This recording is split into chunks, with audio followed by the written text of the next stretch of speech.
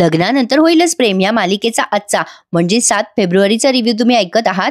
आता पुढच्या भागात तुम्हाला दिसणार प्रेक्षकांनो, काव्याला रम्यावर फुल डाऊट आहे आणि जीवा चिडलाय काव्यावर, कारण त्याला त्याच्याच भावाची उष्टी हळद लागलीये म्हणून. आता पुढे बघत राहा नेमकं काय काय घडलंय.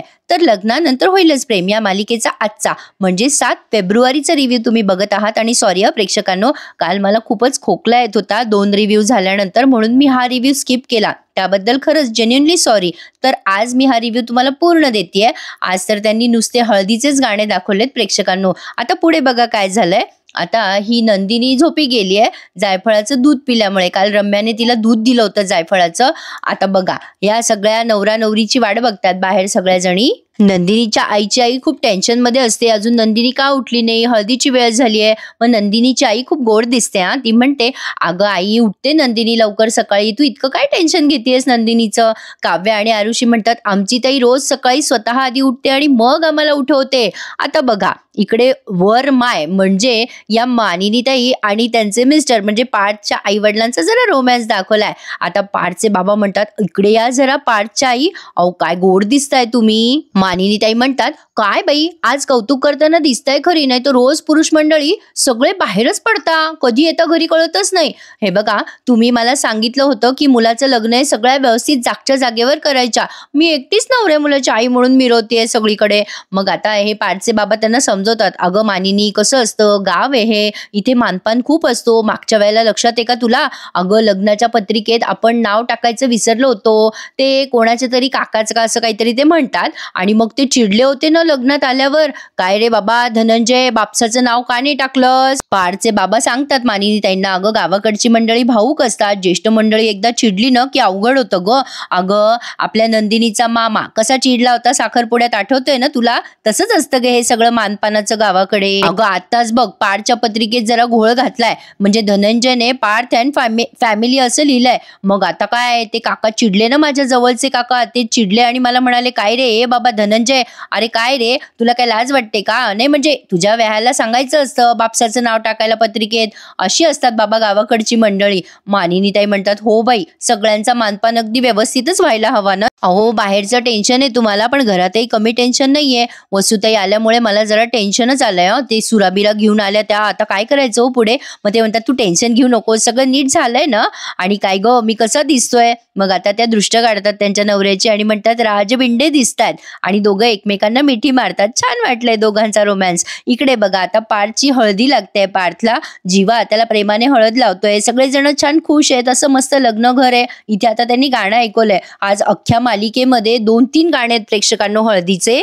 पार्थची आई त्याला हळद लावताना तुम्हाला दिसेल. आणि आता सगळेजण खूप एन्जॉय करताय, प्रत्येक जण आपापल्या धामधुमीत आहे. लग्नघर म्हटलं की मजा असते ना. आता नवरा नवरीला असं वाटत असतं की आपण उत्सव मूर्ती आहोत, त्यामुळे ते जास्ती नटत असतात, सजत असतात. आणि बाकीच्या करवल्यांना असं वाटत असतं की सगळेजण आपल्याकडेच बघणार, त्यामुळे त्या जरा जास्ती नटत असतात. आता लग्नघर म्हटल्यावर कशी मजा असते ना प्रेक्षकांनो. तुमच्या काही जवळच्या आठवणी असतील तर मला नक्की कमेंट बॉक्समध्ये शेअर करायला विसरू नका. आता इकडे बघा ही वसुआत्या म्हणत असते, नवरी मुलगी आलीच नाहीये अजून. आता रम्या मस्त दिसते प्रेक्षकांनो, काही म्हणा ही हिरोईन भारी आहे. आता ती म्हणते, अगं आई नवरी मुलगी येणार नाही याची पूर्ण व्यवस्था केली आहे मी आज, ती येणारच नाही आज बघ तू. आता वसुआत्या घाबरून म्हणतात, म्हणजे येणार नाही म्हणजे काय केलंयस तू रम्या. मग रम्या म्हणते, माझ्या जायफळाने त्याचं काम केलंय. काल रम्याने जायफळ मिक्स केलं होतं दुधामध्ये नंदिनीच्या आणि तिला कॉफीमध्ये सॉरी, आणि तिला नेऊन दिलं होतं. आणि जानकी आणि ऋषिकेश आले होते नवरा बायकोच्या, छान अशा गमती जमती त्यांनी सांगितल्या आणि नंदिनीला पुढच्या संसाराचे धडे दिले होते. आता वसुआत्या म्हणतात, काय केलंयस रम्या तू. मग रम्या म्हणते, मी जायफळ मिक्स केलंय त्या नंदिनीच्या कॉफीमध्ये, त्यामुळे ती इथे येणारच नाही. आता इकडे नंदिनी खरंच झोपली ना. त्या वसुआत्या चिडतात रम्यावर आणि म्हणतात, मला न विचारता आगाऊपणा करत जाऊ नकोस रम्या. आता ती मामी नंदिनीची तिला उठवती, अगं नंदिनी उठ उठ उठ, अगं बघ किती वाजले. नंदिनी आता खडबडून जागी होते, तिचं डोकं जरा जड झालंय असं दाखवलं. आता नंदिनी म्हणते, मामी किती वाजले ग. तिची मामी म्हणते 7 वाजले. नंदिनी म्हणते अगं बाई 7 वाजले. अगो काय मामी मला उठवायचं ना. आता त्या मामी म्हणतात अगो केव्हाची उठवते मी तुला, तुला जागच नाहीये बाई, अशी कशी झोपी गेलीस तू. नंदिनी म्हणते मामी मामी सगळे चिडले असतील ना माझ्यावर. मग त्या मामी म्हणतात नाही आजी थोड्या चिडल्या आहेत पण आम्ही सांभाळून घेतोय, तू आवर आवर पटकन आवर तू, आणि मी बाकीचं तिकडे बघून घेते. आता नंदिनी पटापट आवरायला घेते. पुढे बघा काय झालंय. वसू आत्या चिडतायत रम्यावर. रम्या कशाला आगोपणा करतेस ग, नसता मला सांगून करत जा असल्या गोष्टी, रिकामे उद्योग करू नकोस. रम्या म्हणते आई काही झालं ना तरी पार्थ माझाच आहे. पार्थची उष्टी हळद मी त्या नंदिनीला लागूच देणार नाहीये. पार्थची उष्टी हळद लागेल तर ती फक्त मलाच. आणि असं म्हणून तिने आता पार्थला ती हळद लावायला घेतली आहे. बरं पार्थला या रम्याचा स्पर्श कळत नाहीये का. वसू आत्यांना कळतोय की रम्या किती डेस्परेटली हळद लावतीये पार्थला. पण पार्थ मात्र बिचारा जरा वेगळ्याच मूडमध्ये, आता त्याचं लग्न आहे म्हणा, त्यामुळे या असल्या गोष्टींचा तो विचार करत नसावा. असंच आपलं सहज फील झालं म्हणून शेअर केलं तुमच्यासोबत. आता रम्याने ती हळद पार्थला लावली आहे आणि त्या हळदीचं पान घेऊन रम्या असा विचार करते की आता ही पार्थची उष्टी हळद मीच आधी लावणार. असा विचार करून ती जरा बाजूला जाते कोपऱ्यामध्ये आणि ती हळद लावणारच असते. आता इतका रंगवला बाई हा सीन, म्युझिक काय वाजवलं, ढॅन टॅन टॅन, म्हणजे एकदम सस्पेन्स क्रिएट केला.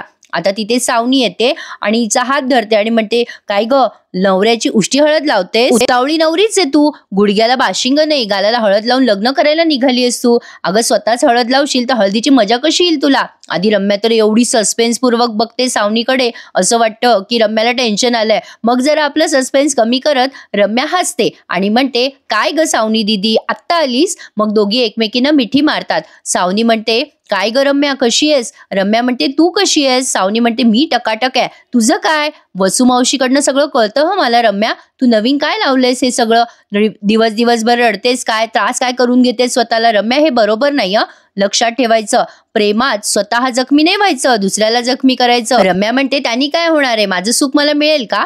मग सावनी तिला धडे देतीये आणि म्हणते कशी अगं तुझं सुख तुझ्याच हातात आहे. अगं आपणच सुखी व्हायचं असतं. आपण काय करतो समोरच्याच्या सुखात आपलं सुख शोधायला जातो, मग प्रॉब्लेम होतो ना. अगं तुझं पार्थवर प्रेम आहे ना, मग लाचार नाही व्हायचं, आपलं प्रेम ओरबडायचं, भीक नाही मागायची प्रेमाची, तो तुझा आहे ना मिळव त्याला जा. हे काय आहे हळद बिळद काय लावतेस, आणि म्हणजे ह्या छोट्या गोष्टींवर समाधान मानू नकोस रम्या.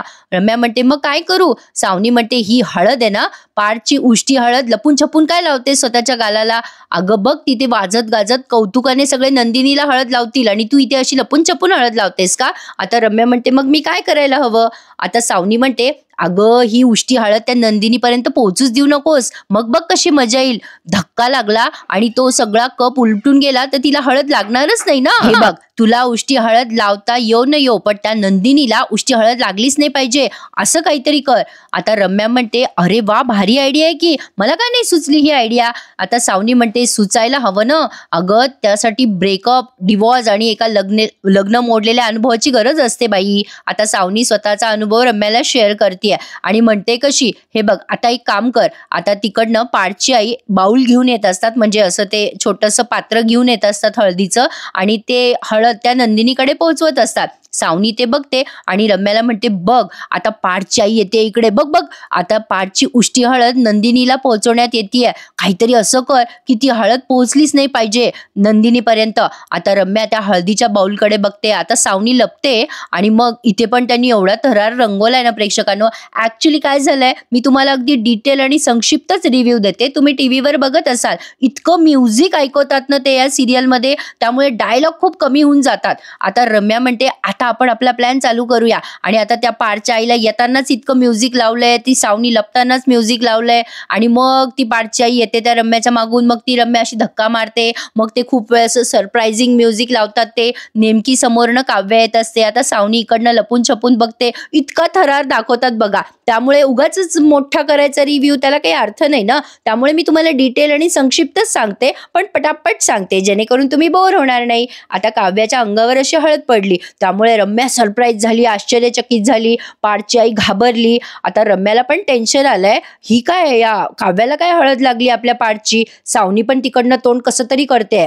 पार्थची आई आता खूप चिडते रम्यावर आणि म्हणते, रम्या तुला नीट बघून चालता येत नव्हतं का? आता रम्या म्हणते, सॉरी मामी, अगं माझी साडी अडकली ग जरा पायामध्ये, मला काही सुचलंच नाही. आता काव्या रम्याकडे रागाने बघत असते बरं का. आणि काव्या खूप असं टेन्शनमध्ये आश्चर्य व्यक्त करते की असं कसं माझ्या अंगावर हळद सांडली. पण बघा, काव्याने सुद्धा तिचा ड्रेस चेंज केलेलाच नाहीये. आणि आता रम्या पण विचार करते, या काव्याच्या अंगाला काय हळद लागली माझ्या पार्थची. आणि पुढे बघा काय घडलंय.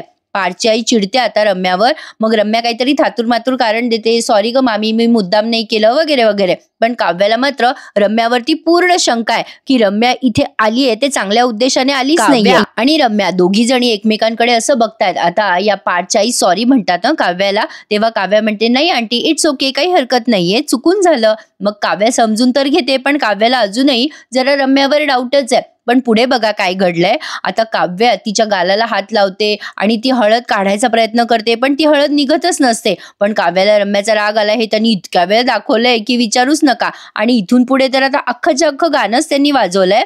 ती गुलाबाची कळी आता हळदीने माखली. या हळदीच्या सुंदर गाण्यावर काव्याने आणि आरुषीने दोघींनीही सुंदर डान्स केलाय आणि बऱ्याच वेळ डान्स दाखवलाय. जवळजवळ 10-15 मिनिटं डान्स दाखवलाय. नंदिनी तयार होऊन आली आणि अतिशय गोड दिसतीये. काव्याच्या अंगाला हळद अजून तशीच आहे बरं का. आता नंदिनी सरप्राईज होते कारण तिला भास होत आहेत. तिथे पार्थ आलाय आणि त्याची उष्टी हळद तो तिला लावतोय म्हणून ती लाजते, गोड मुरडते. असं छान नवरीचं एक एक्सप्रेशन्स असतात ना, ते छान दाखवलेत. पार्थ तिच्याकडे बघताना ती खूप गोड लाजते, पण आता अचानक ती भानावर येते. म्हणजे दिवसा उजेडी स्वप्न बघते बिचारी. आता काव्या आणि आरुषी दोघी तिच्या भोवती नाचत असतात. काव्या नंदिनीला खुणवते, काय ग ताई, कुठे हरवलीस? मग नंदिनी तिला नाही म्हणते आणि आता ती नंदिनीला सुद्धा जॉईन करते डान्स करण्यासाठी. आणि आता जवळपास इथून पुढे सगळं एपिसोड संपेपर्यंत डान्सच दाखवला. पण तरी सुद्धा काव्याला तिच्या गालाला हळद लागलीये ते आवडलेलं नाहीये, म्हणून ती सारखी गालाला अधूनमधून हात लावत असते. आणि प्रेक्षकांनो, या गाण्यावरच हा एपिसोड संपलाय. आता काव्याने जीवाला सांगितलं की माझ्या अंगावर हळद सांडली. तेव्हा हा चिडतो जीवा आणि म्हणतो, अशी कशी दादाची उष्टी हळद तुझ्या अंगावर सांडली? मग काव्या नंदिनीला अलर्ट करते, ताई तू मला काही म्हण, मला त्या रम्याचे उद्देश जरा बरे वाटत नाही. नंदिनी आता सहज काव्याला सांगायला जाते, अगं रम्याचं प्रेम आहे ना पार्थवर, म्हणून ती डिस्टर्ब होत असेल, तू राहशील का शांत अशा वेळेला, सांग बरं. आता काव्या सहज म्हणते, आमच्या दोघांचे एकमेकांवर प्रेम असल्यावर आम्ही कसे काय शांत राहू. आता हे जेव्हा बोलते ना काव्या, तेव्हा नंदिनीला डाऊट येतो की काव्याचं कुठेतरी अफेअर सुरू असावं. तर प्रेक्षकांनो, रम्या आता हे सगळं ऐकते बरं का. बघूयात आता पुढे काय सस्पेन्स घडतोय. आणि येत्या रविवारी या मालिकेचा महा एपिसोड आहे 3 तासाचा. आता आपल्या दुसऱ्या चॅनलवर म्हणजे रिव्ह्यू विथ अनघावरती तुम्हाला याचा एपिसोड येईल आणि या चॅनलवर प्रेक्षकांनो तुम्हाला सकाळी लवकर या मालिकेचा रिव्ह्यू ऐकायला मिळेल. आपल्या त्या दुसऱ्या चॅनलला सबस्क्राईब करून ठेवा. दोन्ही चॅनलला सबस्क्राईब करा आणि सगळ्या मालिका एन्जॉय करायला विसरू नका. भेटूयात उद्या सकाळी पुन्हा एकदा नवीन रिव्ह्यू सहित. तोपर्यंत चॅनल सबस्क्राईब करा आणि रिव्ह्यू एन्जॉय करा. धन्यवाद.